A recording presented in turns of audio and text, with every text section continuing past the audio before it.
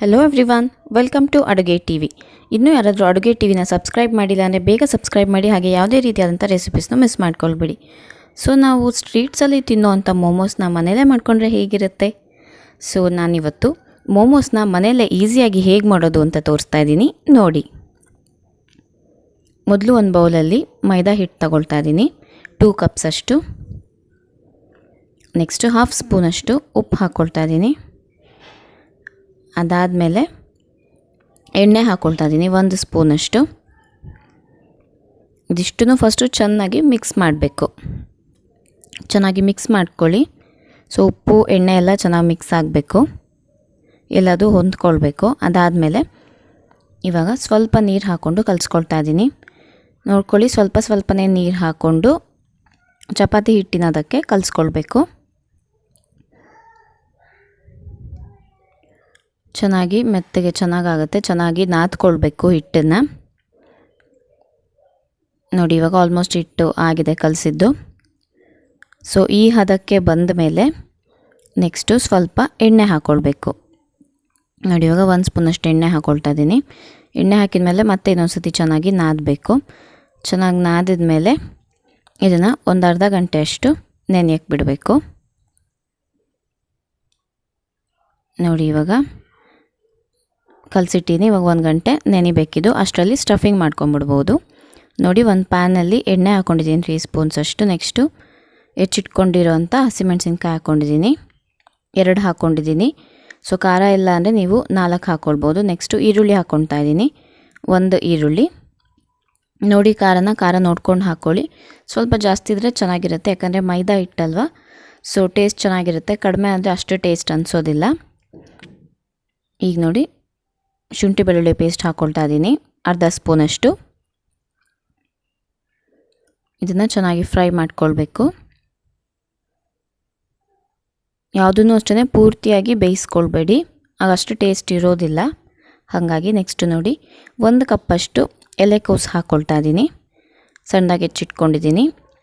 ಇದನ್ನ ಇವಾಗ 2 ರಿಂದ 3 ನಿಮಿಷ ಚೆನ್ನಾಗಿ ಫ್ರೈ ಮಾಡಬೇಕು ಮೀಡಿಯಮ್ ಫ್ಲೇಮಲ್ಲಿ. ಜಾಸ್ತಿ ಫ್ರೈ ಮಾಡಬೇಡಿ, ಫುಲ್ಲು ಬೇಯೋಷ್ಟು. ನೆಕ್ಸ್ಟ್ ಇದಕ್ಕೆ ಕ್ಯಾರೆಟ್ ತುರಿ ಹಾಕ್ಕೊಳ್ತಾ ಇದ್ದೀನಿ, 1 ಕಪ್ಪಷ್ಟು.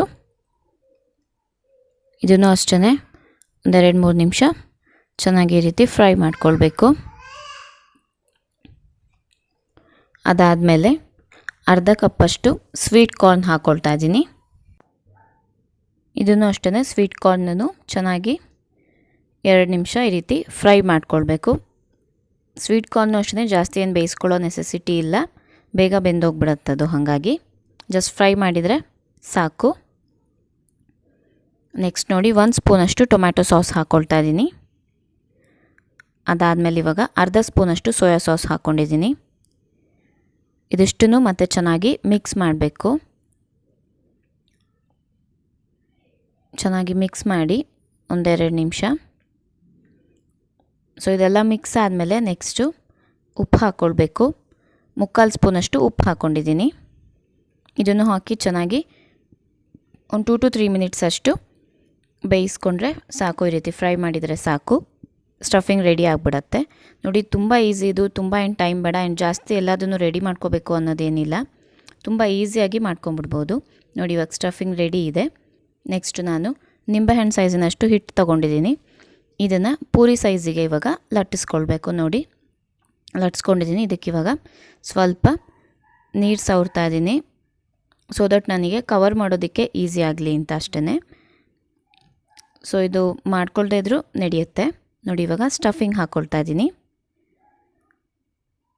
ಆ್ಯಂಡ್ ಸ್ಟಫಿಂಗ್ ಹಾಕಿದ ಮೇಲೆ ನೋಡ್ಕೊಳ್ಳಿ, ಹಿಟ್ಟನ್ನು ಈ ರೀತಿ ನೆರಿಗೆ ರೀತಿಯಲ್ಲಿ ಸ್ವಲ್ಪನೇ ಸಣ್ಣದಾಗಿ ಈ ರೀತಿ ಜೋಡಿಸ್ಕೊಳ್ತಾ ಹೋಗಬೇಕು ಫುಲ್ಲೂ. ನೋಡಿ, ಆ್ಯಂಡ್ ಇನ್ನೂ ಯಾರಾದರೂ ಅಡುಗೆ ಟಿವಿನ ಸಬ್ಸ್ಕ್ರೈಬ್ ಮಾಡಿಲ್ಲ ಅಂದರೆ ಬೇಗ ಸಬ್ಸ್ಕ್ರೈಬ್ ಮಾಡಿ. ಈ ರೀತಿ ಎಲ್ಲ ಡಿಶಸ್ನೂ ತೋರಿಸ್ತಾ ಇರ್ತೀನಿ. ನೋಡಿ, ಇವಾಗ ಫುಲ್ಲು ಈ ರೀತಿ ರೋಲ್ ಮಾಡಿದ್ದೀನಿ. ಇದನ್ನ ಲಾಸ್ಟಿಗೆ ಈ ರೀತಿ ಟೈಟಾಗಿ ರೋಲ್ ಮಾಡಬೇಕು, ಆಗ ಕ್ಲೀನಾಗಿ ಲಾಕ್ ಆಗುತ್ತೆ ಮತ್ತು ಯಾವುದನ್ನು ಬಿಟ್ಕೊಳ್ಳೋದಿಲ್ಲ. ನೋಡಿ, ಇವಾಗ ಇಷ್ಟನ್ನು ರೆಡಿ ಮಾಡ್ಕೊಂಡಿದ್ದೀನಿ. ಇದನ್ನು ಇವಾಗ ಬೇಯಕ್ಕೆ ಇಟ್ಕೊಳ್ತಾ ಇದ್ದೀನಿ. ಸೊ ಸ್ಟೀಮಲ್ಲಿ ಇವಾಗ 5 ಮಿನಿಟ್ಸ್ ಮೊದಲೇ ನಾನು ಹೀಟ್ ಮಾಡ್ಕೊಂಡಿದ್ದೀನಿ ಪಾತ್ರೆನ. ಸೊ ಇವಾಗ ಇಟ್ಟಿದ್ದೀನಿ 10 ಮಿನಿಟ್ಸು ಮೀಡಿಯಮ್ ಫ್ಲೇಮಲ್ಲಿ ಬೇಯಿಸ್ಕೊಳ್ಬೇಕು. ನೋಡಿ ಇವಾಗ ಸೊ ಮೊಮೋಸ್ ರೆಡಿಯಾಗಿದೆ. ತುಂಬಾ ಈಸಿ, ಮನೇಲಿ ಮಾಡ್ಕೊಳ್ಬಹುದು, ಯಾವುದು ಕಷ್ಟ ಏನಿಲ್ಲ ಇದರಲ್ಲಿ. ಸೊ ನಿಮಗೆ ಈ ರೆಸಿಪಿ ಇಷ್ಟ ಆಗಿರೋ ರೆಸಿಪಿನ ಲೈಕ್ ಮಾಡಿ, ಶೇರ್ ಮಾಡಿ, ಹಾಗೆ ಸಬ್ಸ್ಕ್ರೈಬ್ ಮಾಡಿ. Thank you.